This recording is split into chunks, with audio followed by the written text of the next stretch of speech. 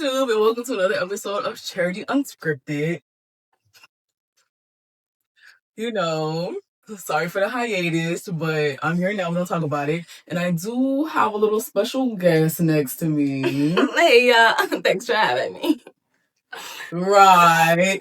For those of you that are new, for those who just don't pay attention, it's my sister Kira. But today's topic, she is definitely necessary because we will be talking about season 7 of Love Island. Oh, Love Island. Woo-de-doo! So, season 7 of Love Island ended on Sunday. We watched. We did. We made sure there were no spoilers that we saw on social media. Yeah. Now, me just, right off the bat, I don't really watch the crazy dating shows. I watch Love is Blind, Married at First Sight. I watch the ones that end in marriage. Yeah, and I watch the ones that are the newest, hottest singles. I definitely watching Too Hot to Handle, Love Island, Perfect Match. So I'm, that's me. That's what she does. So basically, Charity, why are you talking about season 7 of Love Island? Well, I was forced to watch season 7 of Love Island. Yeah, you're welcome. Right. I started watching Love Island episode 4, and I just didn't stop. I just wanted to make sure that my girlies, Shelly and Alandria, they found somebody. We love Shelly and Alandria. Yeah, they just warmed my little heart. And I had already seen them on social media when the cast got let out, when they announced the cast, and they were talking about how Shelly's just the Haitian princess, and how she was just outside with a little bit. So I was seeing, and I just think they are so beautiful. So I was like, I want to see where they end up, because episode 4, they was not where I wanted them to be. So, that's how it started off. So, one thing I like about Love Island, my experience with watching season 7 of Love Island is it is a great icebreaker. So probably a week after I started watching Love Island, I was in the AT&T store, and our worker overheard me and my sister talking about Love Island. Shout out my boy Donald. Shout out Donald. Yes. And he instantly started giving his hot takes. Oh my gosh, it was so funny. We were at the table, and he was working on what we were at the AT&T store for, and then we were talking about it, and he was like, "Y'all watch Love Island?" And we was like, "Yes." And his hot takes actually kind of aligned with ours. Yeah. I thought that was cool. So good little conversation. At the time. Yeah, shout out to AT&T, shout out Donovan. He told us to come back and talk to him about the episodes. We never been all the way back. But now that the season's over, we gonna sit back. Okay, and then my dear bestie Sam, Sam, Samantha. She's been in the videos y'all see her before. If anything, I'll put in a picture for you guys to see. We started calling each other. We started having debriefs after each episode. We would have some special guests here and there on the phone calls. But it was just girlhood. I don't know. It was fun. Then we were in Duval County, and we met this. Okay. We met this amazing girl, Courtney. Shout out Courtney. Hey, girl. We miss you if you're watching. She's watching. We know she's watching. We know she's watching. Hey, girl. We asked her if she watched Love Island as an icebreaker, and she was like, no, but TikTok has informed me, so y'all just fill in the blanks. She was like, I actively know what's happening, which I think is so interesting. People that weren't actually watching the show knew what was happening. Yeah, because it's all over TikTok. And for sure. That very next day after we met Courtney, we were in a restaurant, and I was looking at the first look on my phone. I finished watching it, paused it, and put it on the table. Our waiter came by and was standing in between me and my mom, and she was like, "Oh my gosh, I'm obsessed." And we were like, "Love Island, Love Island, Love Island." And I turned around, I was like, "Sister girl." And everybody else at our table was like, "What is happening?" It was very funny and a very fun moment for us. And I don't really remember what her opinions were, but we just had a good little exchange. Yeah, it was just very she was very frustrated with what was happening at the time. And we were too. She was a Nick Landry stan. That's what I remember. So yeah, we'll get to that though. Yeah. It was just it was a cute little girlhood debrief. It was cute. And it was such a fun chatting. It was such a fun little chatting. It was in the town center. Then me and Cookie went to Love on a watch party in our community. So new bombshells have entered the villa. I mean, We're kind of 20 today. Somebody Like, asked we got me, like tank tops and put me on Love Island for real. Not your hair out, like. So yeah, and it was interesting seeing how people felt about different people. The episode that came out when we were watching the watch party was the Stand on Business episode. Yeah, it was right after the heart rate challenge. It was very interesting seeing everyone's opinions. Yeah, it was low-key. I was in enemy territory, but you know, a sprinkle. That, and community. Speaking of community, that brings us to our next topic. Nick Landria. These are my favorites. I have been a day one Nick Landria stan. Like, what? Okay. So, from about episodes, I started watching episode 4, we know this. From about episode 4 to 8, I'm going to say, I started seeing something in some of the episodes, but as I was going on TikTok each day, I was seeing, people's think pieces. I was seeing some edits. And I was like, oh, I think he's like really feeling for her. So between episodes 4 and 8, I want to say I became a Nick Landria stan. Now, I will say some of those early stages were a smidge bit delusional because it was just... No, Cookie, no, listen. I'm talking in terms of the Nick Landria stands. Some of the stuff they was finding was given to him. No. Because it was like, it really was just him looking at her from across the room. Y'all, they were going to put me in a straitjacket. Like, it was bad. But watching the stand-up grow and seeing all the internet friends just ship them and love them how they operated, I just loved the community. I saw other people that believed in something that I believed in, and it was so many people. Like, if you have been on the internet for the past few weeks, you know how big the following is. The hashtag has like a billion views, over a billion views. I'm about to hit 2 billion if I'm not mistaken on TikTok. I love how they operate. I love how Nick is just, always making sure Landria is okay. Yes. I love a man that yearns. I do. I'm sorry. It just might be my new favorite genre because of them. Yes, I love Nick and Landria. Like, what? Yeah. And to the weirdos. To all the weirdos. You weirdos. To all the weirdos that were saying that, black women that like them were just swirlers and that we have a fetish is a wee bit ridiculous, I might say. Like, okay, for those who don't know, Nick is from Duval County, as we mentioned before, and if you're not familiar with the county, it is very black, it's very urban. And so him being a very attracted to Landria is not surprising. It's not surprising. He is from a very urban black county city. And I've seen the TikToks. I've seen the videos of him and his friends. Literally. Like, girl, we know. We know. Like, we know. It's okay. It's okay. So, I just think it's ridiculous because everything Landria asked for in a man is Nick, aside from him being a cowboy. And producers were messy for putting him in that cowboy outfit at the Heart Rate Challenge. Cause what? And it was the same one they gave Raw from season 6. Not too much on that. Like, y'all couldn't get a new one with all that money y'all got. And I just think that people are saying that it's just like, people are saying it's fake. And I think it's so interesting because we watch them grow throughout the villa, grow a connection, I genuinely love how Nick's mom and sister were the start of the fandom, of fandom. They kind of carried it. They nourished the fandom. Like, I definitely look back at those old TikToks, for sure. And to them, it goes from, them starting the fandom to them actually being able to meet Landria in the villa and Nick's mom being like, I saved the best for last. It was so cute. I love how, she was just so welcoming to Landria. It was the best. It blessed my little old heart seeing everybody coming in. It was so nice. It really did. And we talking about Nick's mom and sister, but we got to give our props to Miss Felicia, Landria's mama. Oh, Jesus. That woman, the woman she is, okay. Landria, we love you and we love your mama. Just know. Their whole little video on the couch, it was so funny. They were hilarious. A little too much. It was so funny. I love them. They are my winners. They are my winners. I don't care. I want Nick at Landria's homecoming. Definitely. I want him. I want the club hosting. I'm ready to see videos. Honestly, they can go on a homecoming tour for all I care. No, I'll be front and center. I'll be right there. Alandria. But we must talk about when Alandria got voted off.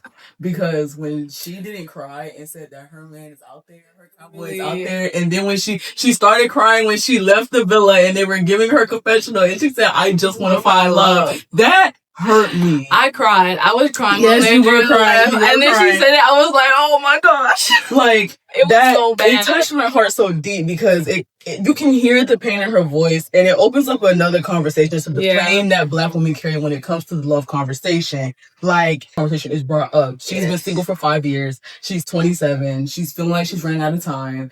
And you know, she is a gorgeous woman. She has a good head on her shoulders. So where her man at? Where's her man at?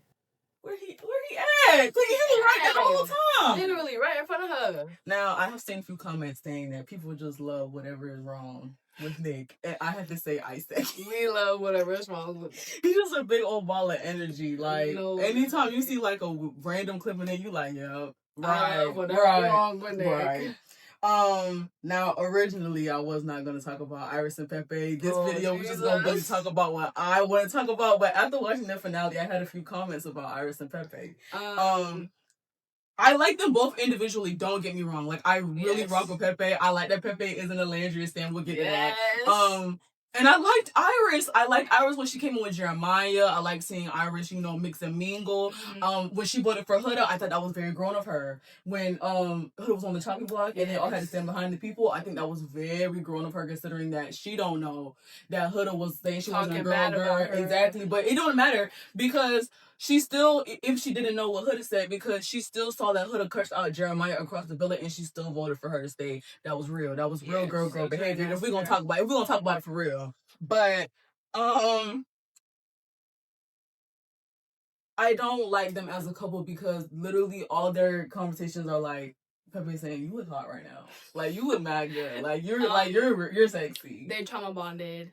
And when I saw that somebody said that, I was on the floor. I was like, I think trauma bonded. That was so funny. I think it's so interesting that Iris wanted to go to the hideaway. Like, when when Shalace was invited to the hideaway, and she was like, I kind of wanted to go. I wanted to hold Iris' hand when I said this. She was never going to that hideaway. She was never seen that hideaway. Never seen that hideaway. It don't make sense for her to go to the hideaway, considering that she was doing what she was already sleeping with Pepe in the main bedroom, and then she had already kind of slept with TJ, so you know. That's what he was saying, right?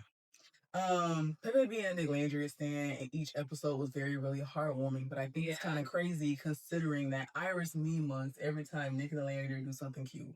It doesn't matter if they're meeting each other's families. It doesn't matter if they're kissing to celebrate them.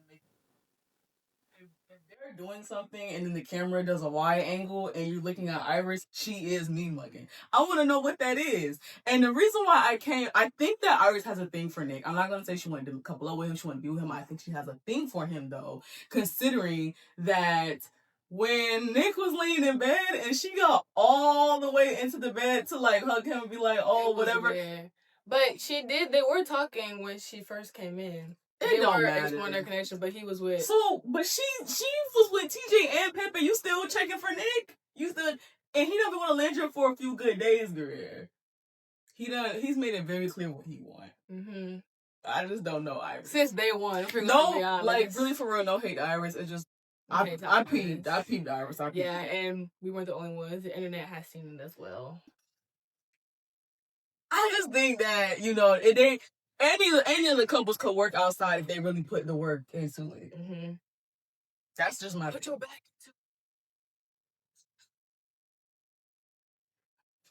into. Next thing. We moving on to Shelly. Shelly was low key like my Pookie Wookie out of it. Like she was the girl's Haitian princess. She's just so cute and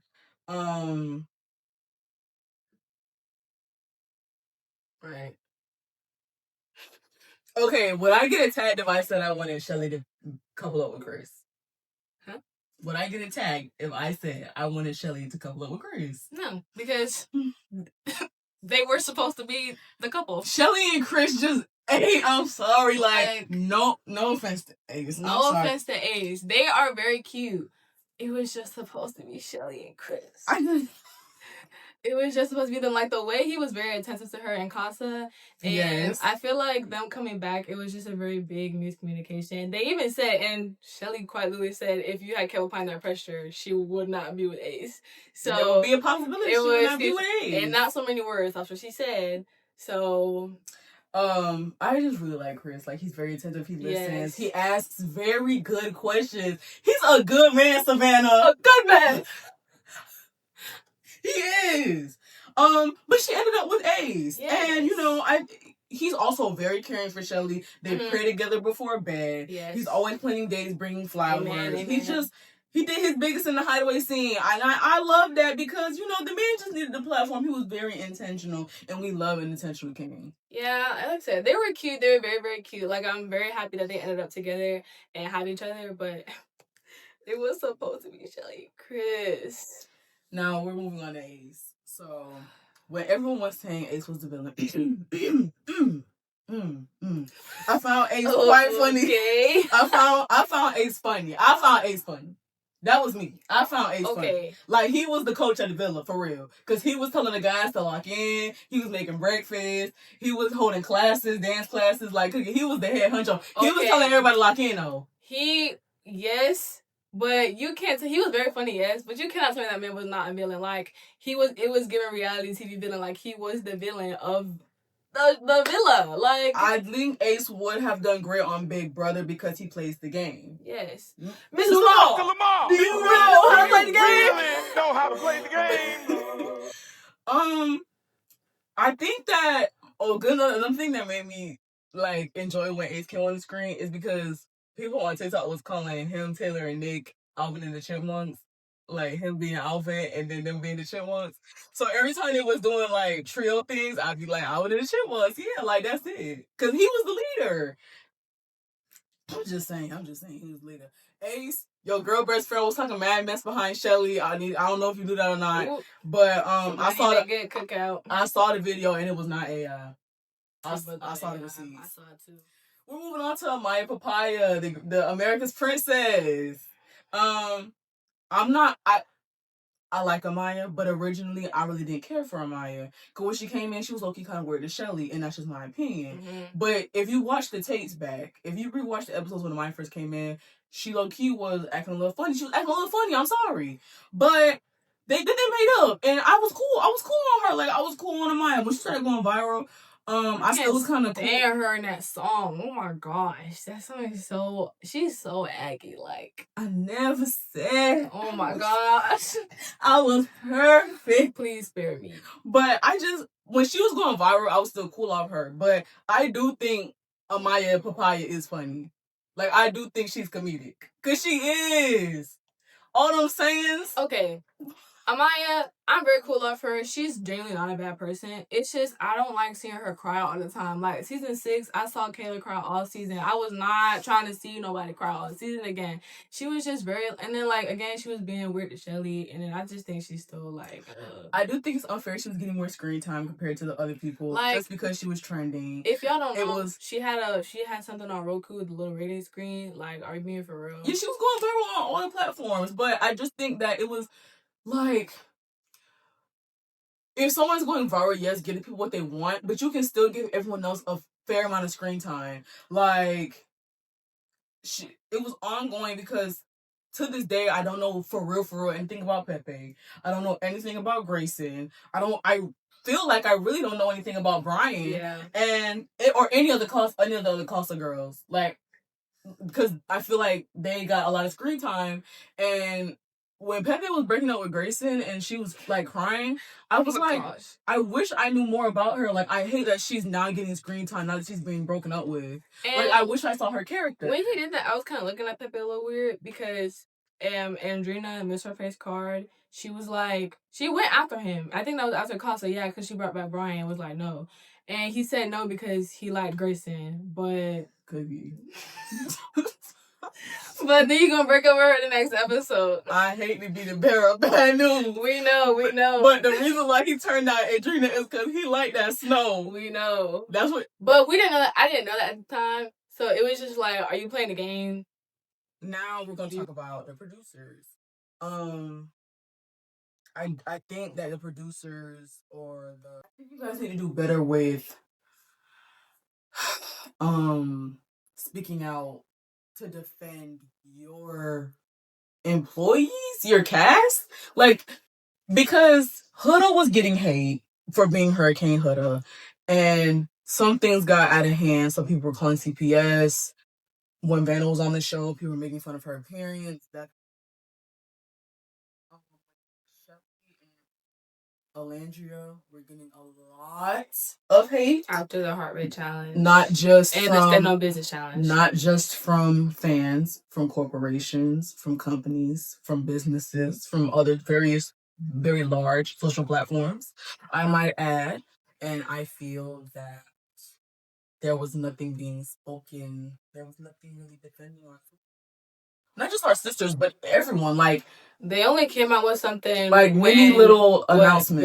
Vanna when Vanna was getting bullied, and then they came out with something just now before the finale. Before the finale, because everyone was talking about how Shelly and Alandria were being done dirty. Yeah. And like no movie night. Like, I know I'm not like a D1. Like, I know I'm not like a D1 Love Island lover, but like no movie night to show what everyone was staying behind everyone's backs. Like, no movie night. Like, we got to hear about what we would have heard during movie night on these podcasts and these TikTok lives. Like, I just feel like it was just weird, like ridiculous. And those challenges was so freaky deaky. And if they want my viewership on season 8, they got to fix that. This was a really bad season to watch if this is your first season, because it's never like this. Like, I've been watching since 2020. I'm a reality TV fan. I love reality TV, and I've been watching since 2020. I've seen all seasons of US. I've seen season 11 of UK, because that was the year that Serena and Cordell won, and there were like 2 black girls won the Love Island. So I was like, okay, let me watch it. And I've seen the Love Island games, and I plan to watch the Beyond the Villa. So I plan to watch Love Island game season 2. So I'm a Love Island fanatic, as you can see, and as we can hear, it was just like, I watched some UK. So technically, this was my first time watching Love Island. I watched some UK, and she's seen the movie night, and I feel like they know. I feel like after the Stand on Business challenge, they knew that movie night was better. And I feel like they knew that even before doing the Stand on Business challenge, because like, what do you mean we have these? I have to write on a piece of paper and tell everybody's business. Like, no, movie night would about way more drama wise, because it's Love Island. They want drama, so I want drama. And my credentials, obviously, I've listed. I can safely say that this has been the worst season of Love Island. Not saying that it wasn't good, because it was. It was still a very good season of Love Island, but it was just the worst. Like, because what do you mean no movie night? What do you mean the final finale was people who weren't even in love? But that's not really on them. That's more the fans, because these new fans, don't even get me started on them. Like, they are so like weirdos. Like, weirdos. Like, they're calling ICE, calling CPS, sending death threats. Yep. Like, what you mean? Like, y'all don't know nothing about Love Island. I say Soul Ties is crazy, and y'all don't know what I'm talking about. She don't even know what I'm talking about. Like, what? If y'all gonna watch Love Island, like, go back and watch the other seasons, because they're way better. And nobody was sending all these death threats before. And, like, I miss when it was just my, like, 100,000 people watching Love Island in our little bubble, because we were so cool. Like, we was chilling for real. Like, I don't know. Mm-hmm. And another thing, the producers need to do a way better job at doing background checks and social media guys, because what you mean we had 2 people who said slurs and had to be booted out the villa. And because people found it in like one Google search. They were planning to get people out the villa as soon as the cast came out. Like, literally. I just feel like if I'm a reality TV show, and this doesn't go for Love Island, this goes for all of them, because not in terms of slurs, but in terms of people's business being brought out in the street and the producers not knowing their business. has happened on numerous reality TV shows. If I'm a reality TV show, I'm hiring professional social media scrubbers, somewhat like internet PIs, to do the deepest dive they need to do to figure out what these people are into, how they feel about certain things, how they operate, how they feel about certain things, how they operate, and what exactly are they into? Because saying slurs ain't no little old thing. No. And saying it multiple times ain't no little old thing neither. So if you're getting backlash, because that comes back on the people, on the Love Island people, because y'all could have lost viewership for that, and they probably did, honestly. But off topic, I am glad they brought back the baby challenge. If you're a Love Island OG watcher, you know that the baby challenge is like amazing. And I heard that they got rid of it because it was too expensive, and you know that big old budget that they had.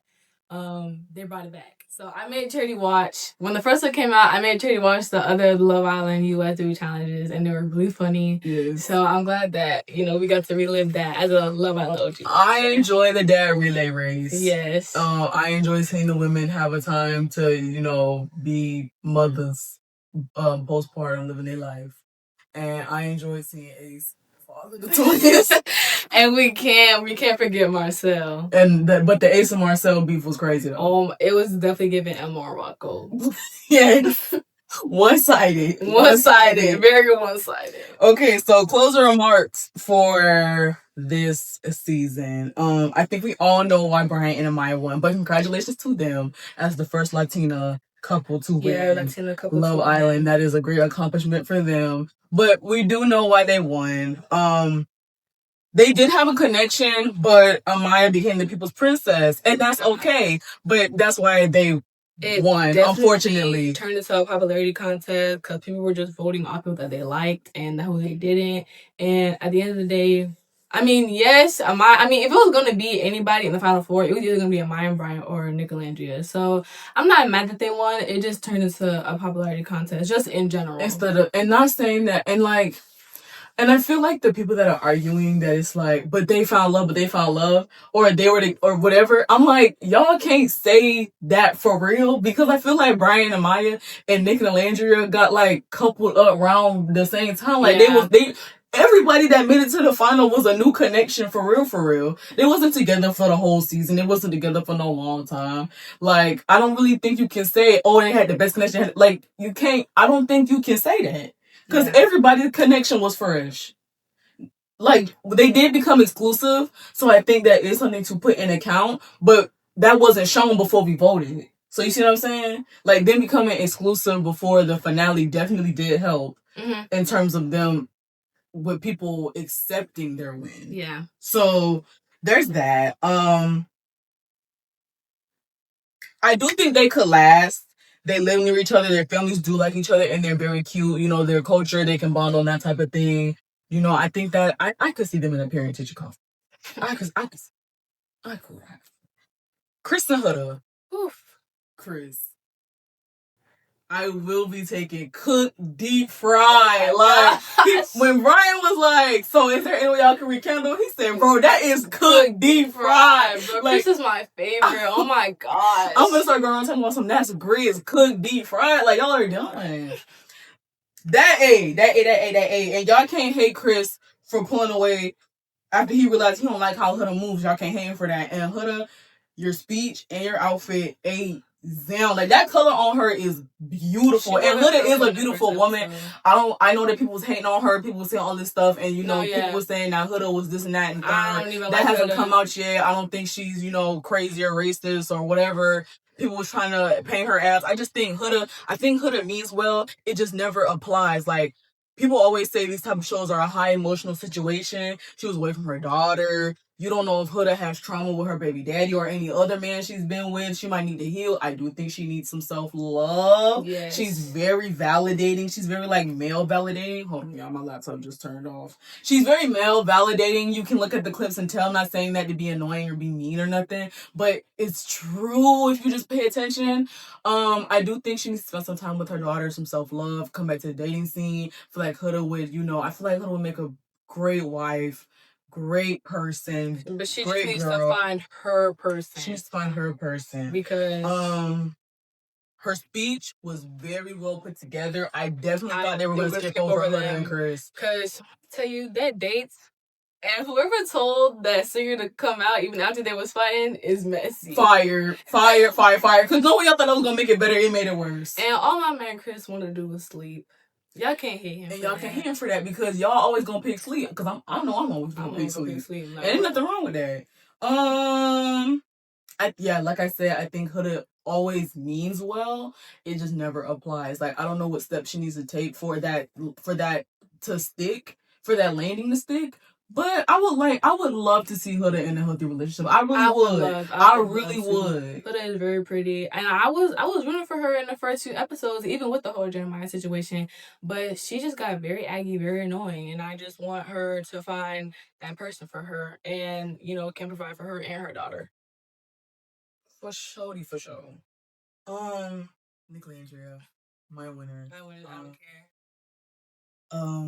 Y'all still won. No, literally. If we're gonna be honest, they still won. Y'all found the real thing. After some battles, like Nick was with Sierra and Alicia was with Taylor. And, they found something that was real. Their families are, to get, like, their families, all the members are locked in, twin. Mm-hmm. Everyone rocks with it. Alandria will be in Florida having dinner with the fam. Yes. Like, I would love to run into them anywhere. Yes. I will be buying the shirt off Etsy. We loved Marcel and Baby Hilton. I love Marcel's parents. I love Marcel. So their family just touched me. Nick, I love the way you look at Alandria. And Alandria, I admire how you push past your nerves and how you felt about Nick and just let him in. I admire that. That was beautiful.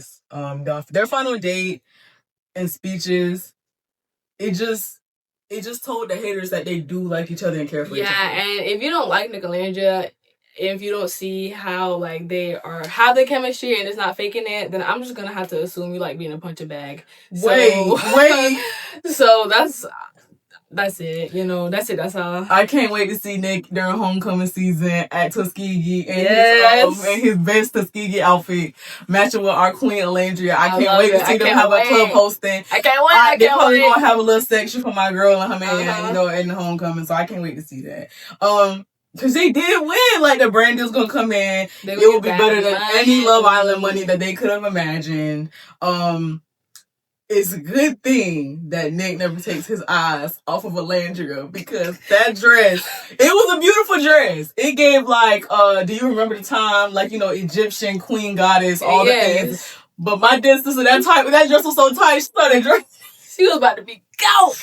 She tried to kick and she went straight under and Nick was like, "Oh, my queen, she's drowning." If you look at the end of the finale when they all jumped in the pool, that dress was so tight she couldn't kick to keep her head underwater. And then there's another clip. Her hand is she was quite literally drowning. It's just her hand. So bad.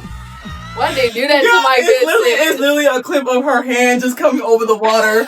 She can't get up. And, she fun size. Literally. I'm so glad Nick was there to save my girl because she was about to be gone. And Alandria is 5'2", 5'3", but she looks like a stallion. When she's standing next to the guys, I'm like, Alandria doesn't look that tall at all. You would think she's a stallion. But yeah, I'm glad Nick never takes his eyes off Alandria because he made sure her head was above water so she could breathe. They be attached to him. It's so cute. I love them. Period. I love them. Damn. You love them. Damn. Now, I might add a few edits saying me and Cookie's favorite edits, or y'all can just look on my TikTok repost to see our favorites of Nick Landria because we are huge Nick Landria stans and we can't wait to see them win the live. I can't wait for the press tour. I can't wait for the press tour. Every video with Elle, Vogue, Harper's Bazaar, whoever, BuzzFeed. Well, maybe not BuzzFeed, but everybody else.